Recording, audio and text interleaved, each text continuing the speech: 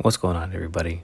So with this new Spotify update in 2021, it seems like the local files tab that used to be, over on the right on the sidebar, isn't there anymore.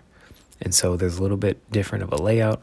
And so it might be a little bit difficult to find local files if you're trying to import local files into a playlist or play them on Spotify. So I'm just going to show you guys how to access your local files.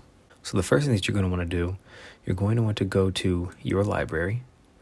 And when you do that, when you go to a local library, that is where you will see like playlists and podcasts and artists and albums, as opposed to it being over in this sidebar over here. And you should see local files right here, right next to your liked songs.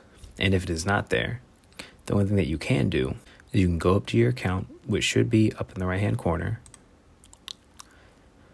When you go to that account, you'll be able to go down to settings, and that will take you to this page here, where you can then scroll down, and you will see this tab that says local files here.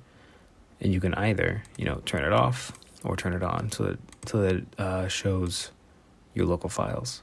So once you turn on your local files, you just go back to your library.